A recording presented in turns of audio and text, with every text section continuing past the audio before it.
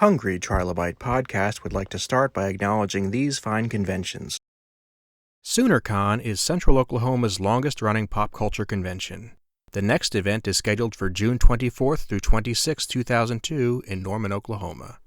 However, they need your help to put on the next event. Please visit SoonerCon.com to find out how you can help make SoonerCon 30 a reality. The Hellmouth Convention. The Hellmouth Convention is a celebration of all pop culture, but specifically things like Buffy, Angel, Firefly, and Dr. Horrible.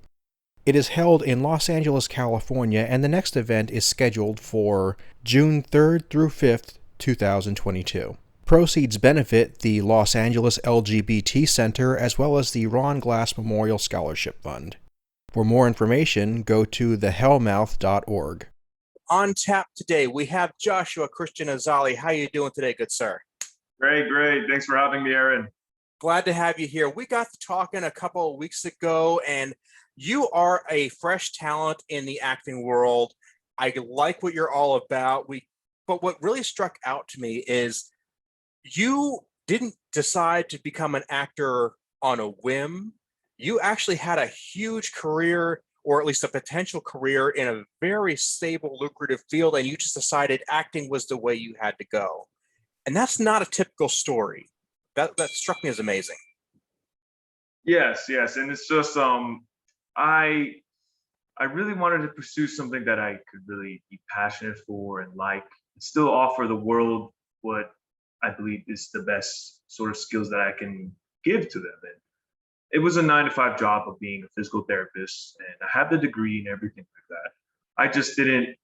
I didn't feel like I feel like there's more to myself than meets the eye, you know? And that's true for a lot of us, but I don't think a lot of us have the wherewithal and the compulsion, and sometimes even just the plain courage to capitalize on that. It's very true. It was on the back of my mind that it is an avant-garde career to be pursuing. And, if you ask, you get your heads turned all the time. People say, oh, I'm going to be pursuing acting. Or I'm going to be pursuing this, some sort of art form, really. And people will just say, oh, so what restaurant do you work at? But typically it's like, I know I'm going to get there and I just have to try. And that's something I've been doing all the time is I got to try first. I got to finish it. Just like my degree, I really finished it first and finally said, I don't think this is for me. My medical career degree. That's what I'm saying.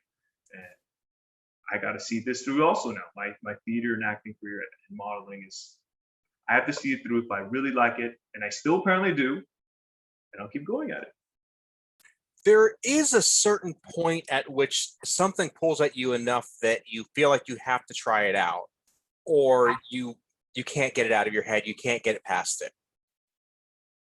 And some people don't come to that realization until years later. Very exactly. And I feel like at this age too, I'm at a good start. It's something I don't really have a lot of stakes at hand. I'm not married. I don't have kids. I don't have a mortgage to be paying. It's just I'm pretty good right now to even start this, and so I won't have to ponder about it later on in my lifetime. Why I should have done it, But, so when you feel the need to act, when you feel the call to actually do this, is there what do you like to watch? What do you like to the acting that means something to you? What does that look like? the acting I like is dramatic, very dramatic stuff. It's like the real life of a person in the form and on stage and theater. It's how they are and it's the story that could be relevant to you as an audience member that I really like. It's a believable character and you could actually have empathy for it. Dramatic is like the top genre for me. So when you start a movie and the words based on a true story fill the screen, is that a nod in its favor, or is it something you got to get past? It is. I know they say that to get more people to be interested in it. I mean, it is an afterthought saying, "Oh, okay, if it's based on a true story," but it is still a movie, and they still need to be making money. So there's a lot of tweaks here and there. I still watch it, of course, and just seeing how the actor will portray the person is still crafty in that manner. That makes sense. That makes sense. It's a question I like to ask people who are really into drama, because people don't make based on a true stories about the funny stuff most of the time. So it's something that because I'll be honest with you, the true story movies, they're a very mixed bag for me. But I'm like yourself. I like the drama. I like looking at how people react to seeing other people dealing with challenges, and because they have to ask themselves how they do that too. Like, for example, if you get into history, or you look at some of the bigger events in the world, you have to realize these are real people dealing with that, and they are, in a sense, actors in their own lives. Exactly, and that's like, I really like that. It's how vulnerable we can be on a movie or on theater. Just really be a believable person. Yes. And have you had that experience yet where you feel like you brought that to a character? Oh yes, plenty of time in my theater school. I've been studying it for like, well, 4 years ever since, and it's been an emotional roller coaster. You really get a sense of yourself and who you essentially are as a person in society nowadays. It's how bona fide and legitimate you are, and genuine you could be, and and also on top of that, you could see that with a lot of people by seeing their behaviors and actions and how they set themselves. It's I would say an eye opener that, coming from doing this sort of career path, has really improved me. I like to believe it's improved me as a person. Do you feel it improving you as a person or as a talent, or both? For both, of course. But yeah, I mean, it was secondary to be improving myself. I wanted to pursue something, and acting, and to have the right skills and tools and craft behind it. And in coincide, I improved myself as a human being. And that's something that we don't really talk about enough, or I don't think we talked about it until recently. People always had the idea that you figure out what you're good at and you do that. And there was a real downplaying of the idea that any skill you can give yourself, any different method of thinking you can give yourself, benefits you inside, because the human mind it's a very flexible tool, and we are taught to use it in only one or two ways throughout our lives, which is very, very, it underserves us quite a bit. Exactly. And I'm always trying to constantly improve myself every day, even towards my end goal of being an actor. Is what can I do? Go to the gym, I suppose. Read a play, watch the movies for the craft of it, and research just really everyday stuff to really improve myself. I wouldn't have done that a couple years back, and I would only live to work. I want to be able to work to live, if that makes sense. You know what I mean? It does make sense, and that's something that yeah, we're definitely talking the same language there, because people talk about having a passion for your work. Well, you can love that job, but it doesn't love you back. Mm-hmm. You can have the best job ever. At the end of the day, you got to go home and have something you can be proud of. You can have something that you feel comfortable living in. And that could be a physical space, it could be a lifestyle, it could be family and friends. These are all good things, but that's really what you're looking at. That's really what you're looking for. Exactly. And I just want to have that in my mind, that I want to get there. So what are you doing to get yourself there? I've been having the resources that I have, manager, agency, a publicist. I think I have the right resources. But what I mainly need now is sort of work to really build my resume, a portfolio, and just really just get some directors and be creative. Let's be there together and just have something to share to the world. It is, and it's a matter of like the practice of having the right people in your corner, of knowing what skills to build. And I'm speaking this purely hypothetically because I am not an actor by any stretch of the imagination, but I know enough of them to kind of know what the road-headed view is going to be. Exactly. And it's all about the confidence you could have behind it as an actor too. And that really improved me as myself to have the confidence to make decisions. And really, I want to do this, and I'm not so stip-stap about it anymore. Back a few years back, I really want to do this, and I'm gonna get there. And the fact that you do have something in your resume that is not related to acting that you could always go to if you should truly need to, it's not a terrible thing. I don't want to be the downer to don't quit your day job, but the fact is you have that. Some people don't. You put yourself in a very good position. Very true. And I'm a big advocate of the 21st century creative. I'm a big advocate of the person who uses the internet and technology, and they manage to make for themselves a creative field wherever they are with whatever they're doing. And the whole "don't quit your day job" thing is it's not sarcastic anymore. It's solid advice. Yeah, and it's I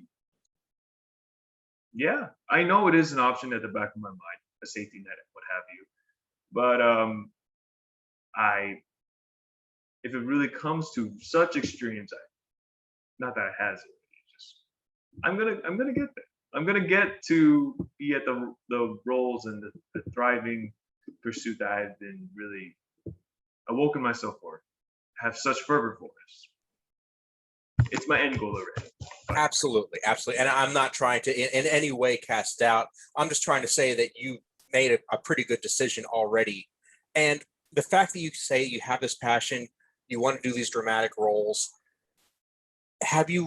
when you say you've sunk something into in your acting class, what kind of roles have you managed to really knock out of the park, or at least build your chops quite a bit?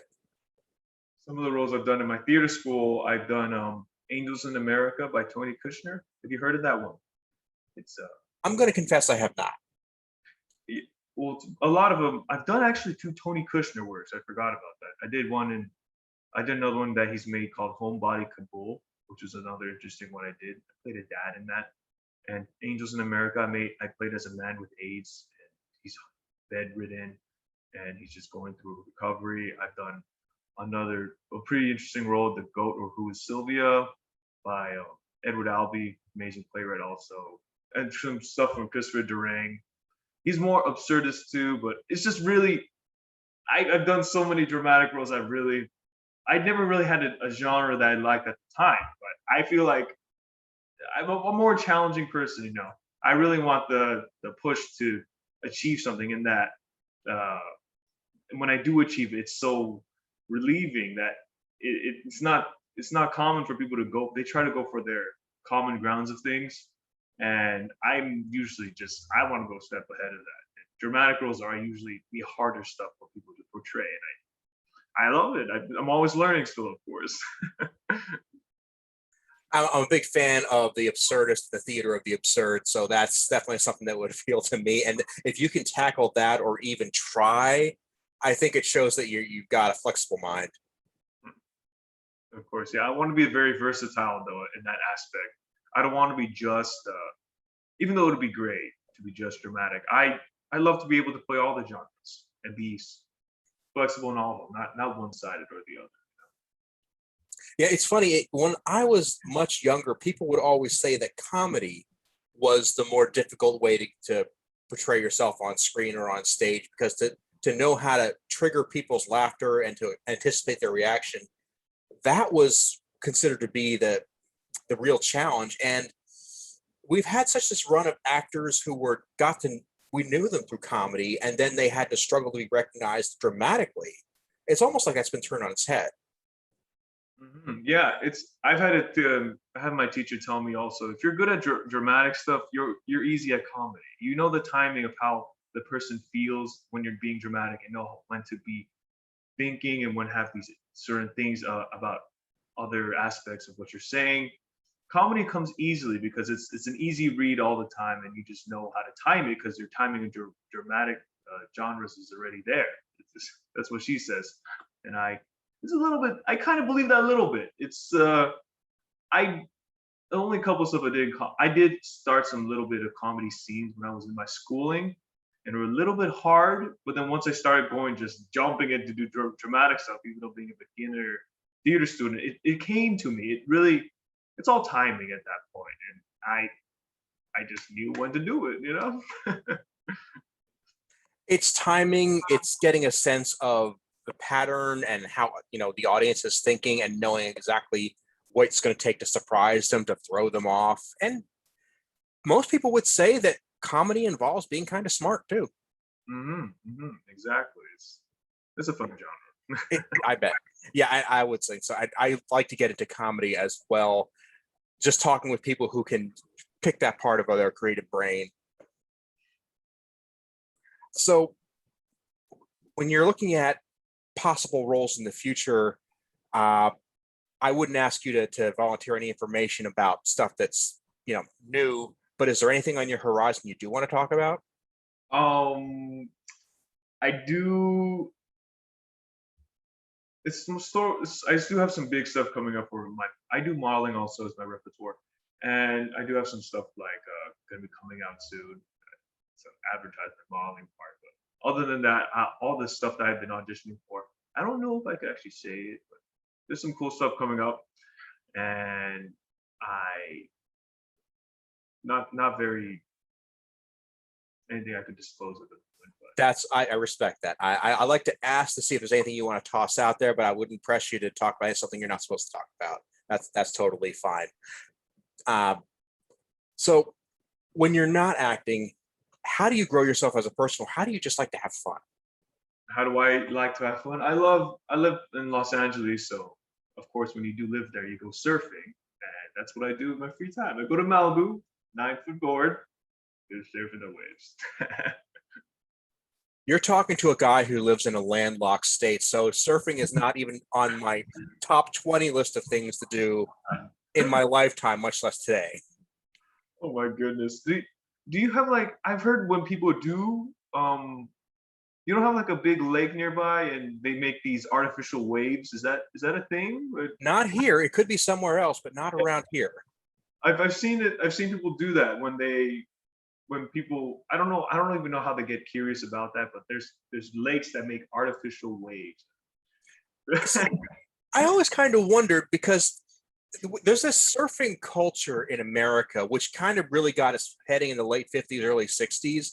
And it confused me because most of the country doesn't live in a place where surfing is even a thought, but it grabbed us in a big, big way. Yeah, it's interesting. I didn't even take lessons on it. I didn't have a teacher. Me and my friend one day wanted to just, let's go surf. We just bought a board and just, throw it on the beach, and wow, I'm gonna do this forever. Have you ever seen a movie called Big Wednesday? No. Okay.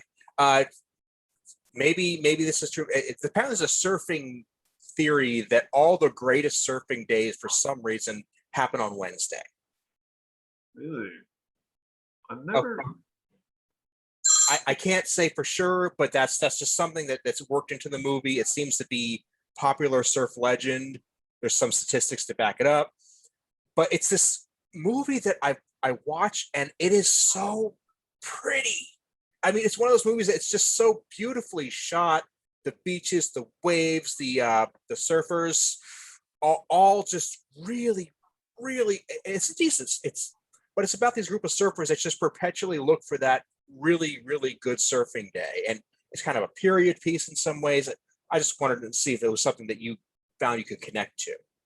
Oh yeah, but the movie that people talk all the time is called Endless Summer. Have you heard of that one? I have heard of that. It's just typical surfing movie, just let's surf forever. I never heard of Big Wednesday. I should look that up. Yeah. I don't know if it's streaming anywhere. It's probably on DVD for $5 if you don't mind going through somewhere. But it's an old release. Endless Summer, I was told, was one of those movies that just goes absolutely nowhere, but I think that's kind of built into the surfing experience. Yes, that's what it doesn't it doesn't go anywhere, just bad. And Big Wednesday has a bit of that too, is that it's just like they are perpetually on the beach waiting for the waves to get better, but they somehow make a story out of it. Yeah, it's a funny classic in the summer. That's movies like that where you just couldn't get away with making that today, or it probably wasn't even that great of an idea back then. I just love that kind of attempt that we're just going to make this and see what if it grabs an audience. So I love that too. It's like being experimentative and innovative. And how can you? What could be? What are? How can you be creative for that? I just love that, and that's why I just want to connect with anyone and just say, let's, like I just said earlier, let's be creative. Let's just do stuff, you know. And I'm sure somebody could go out there and they could find your reel and your headshot, and they could probably connect you with hopefully a project that they're looking for. Of course. And I will definitely say, if somebody is looking to get a hold of you, I will have all your information on the show notes on my website, aaronbossig.com. If somebody emails me at bossigpodcast@yahoo.com, I will definitely help them get in touch with you. I definitely want to see you move ahead and make those dreams come true. Oh, thank you so much. I love to see it come true also, you know. Yeah, I mean, we're both 21st century people. We're trying to make the best we can with the tools we got. And the great thing now is that if somebody wants to make a Big Wednesday, they can do it with their cell phone. That's true. That's very true. Maybe Big Thursday. You don't. It could be a sequel. It could be not. That could be fun. I love independent film too. I mean, it's the way to just make something happen. So aside from that, you a gamer at all? Yes, of course. Okay. So now I'm kind of interested. Is that something that what's your genre there? My genre, I play many. They're just a genre right now though. I don't have one in concrete, but action adventure. Action adventure, I mean hack and slash. I love hack and slash too. Yeah. Is there something in mind that you've been playing recently or something? Well, most of my gaming has gone into Animal Crossing lately. I'm not going to lie to you. Is it the New Horizons? What's it called? The New Horizons, yeah. It's just so easy to get lost in that. I actually have a podcast studio built into New Horizons that I would love to bring on the show at some point. Oh my goodness, that's so funny. Why not? I mean, I love what we're doing right now. I always tell people there's an audio version of this show and there's a video version. And the audio version, truth be told, is really what I focus on because it's the more polished version. It has more segments. What we're doing right here, if somebody's watching you and I and the talking heads, this is how the sausage gets made. If they want to see us on the Zoom meeting and talk, work, that's fine. Some people want to do that. But for those people, I like to play around with the format. I'm not into having the super polished. I just want to get something out there. So, hey, if you want to play Animal Crossing at some point, let's do that too. It's a good idea. It's amazing.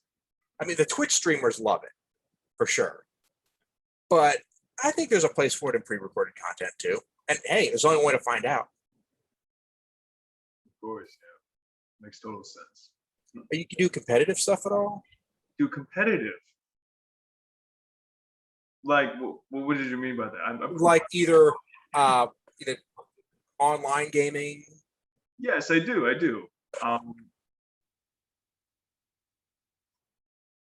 What was the online game I've been playing recently?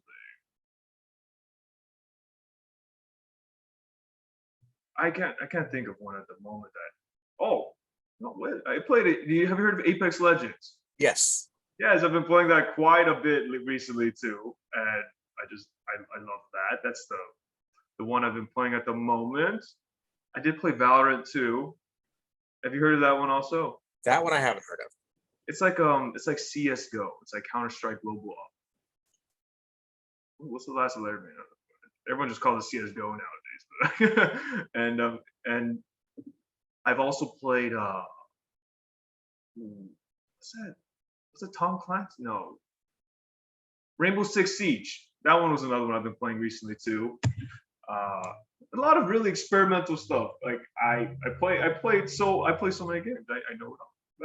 It's like sometimes you can make a game, and speaking of experimental stuff, you can make a game out of just going to the app store and finding something for under $10 or sometimes under $5 and seeing how good or bad it really is, because there's some gems in there. And that's the indie scene. Like, when it comes, we have indie movies, we have indie games. This is the era of the indie stuff. Mm-hmm. Yeah, sort of the independency we have, that we have all the resources now to make our stuff our own. I love it. I love it. Like, we have a game that we picked up for, I think it was $4, called Roar, which is, it's a game about dinosaurs running around and breaking stuff. The graphics are reminiscent of just like, they're almost look like toy dinosaurs on a toy village. And I don't know if that's by design or whatever, but it is just so simple and fun and brainless. And for $4, you can't lose. By the way, Roar is not sponsoring me, full disclosure, but I'm available. Call me. Yeah, no, seriously, Roar is a fun game. It's on Switch. It's probably on a whole bunch of other things too. Roar. I'll look that up. It sounds fun. Roar. I think ROARR. There's 3 R's in there somewhere. Oh. Nice. Look into it. I'm a sucker for cheap Switch games. Generally, I'm the guy that I want to buy all my game on a physical cartridge, but there's a certain dollar amount where if you can get below that, I just don't care anymore. Yeah. I bought a couple Switch games also. There was an indie one, a Celeste. Have you heard that one? I've heard of that. I didn't pick it up though. It's a platformer one. It's a really good one. I like that one. And I've also played another indie one called Hollow Knight. Have you heard that? Yes, I've heard of that. That's a big one. That's a really big one. Yeah. I love that one too. They're still coming out. I don't know if they're coming out with DLC still anymore, but that one was really. You can see the heart and soul put into that game. It's amazing stuff. Another platform. How about A Short Hike? A Short Hike. Oh, I've heard that one. Is it like Journey or something? It might be. It's a simple concept, but it's about this little bird trying to get to the top of a mountain.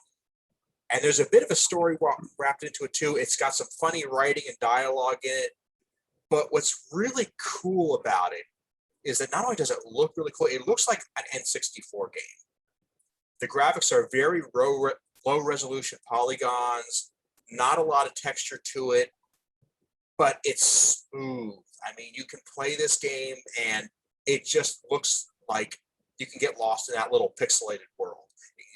You just get around. It's a sandboxes thing where you kind of talk to people, go into little houses, drive little boats around while you're trying to get to the top of this mountain. It's one of those things. I just love the simplicity of it. Yeah, I think it sounds fun. And back, people who are a little bit younger than me might not realize what it was like when games transitioned from 2D to 3D, and like the N64 and the PS1. Those games don't really look that great these days because it's that rough weirdness of the low resolution polygons. This takes that and makes it look good. It takes stuff that we don't like and some polishes it, puts enough shine on it that, again, Short Hike, not sponsoring me, but hey, I'm available. I'm gonna look that up. I do have a Steam also. I just have all my games on PC now, but I do have a PS4 also, and a Nintendo Switch clearly too. Got the Switch, got the Xbox One just for the weird things that I can't do on the Switch. Are you into that Steam handheld at all? Do you have your eye on that? Steam. Oh, the Steam handheld. Yeah, that's coming out, right? Mm-hmm. I don't know. I mean, I never bought the controller either, but I heard people just like, it's a disc collector, just I don't really use it. I just use my mouse and keyboard. The handheld though, it is interesting. I don't know. I mean, I'm really busy nowadays, so who sees? Maybe I'll buy it. Maybe if I'm penny pinching, I'll just buy it. Well, when you're super successful, I'm sure you can afford it. You'll probably buy 3 of them. Yeah. Hey, thanks for coming over. Here's a handheld. Well, Josh, thank you so much for coming in here. I really appreciate this. And like I said, I want to do whatever I can to help you out. So is there any links you want to drop here that I can put in the show notes while I'm putting all your other info in there? Yes, of course. I do have my IMDb to have my information. If you want to contact me, my manager agency, it's imdb.me/Joshua Christian Azali. I do have my Instagram too. It's j.c.azali. And I have a Facebook, and I do have a website coming up. I don't think it's still under construction. JoshuaChristianAzali.com. Awesome. Yeah. Well, thank you so much for being here, and I hope to have you back real soon. Thank you so much, Aaron.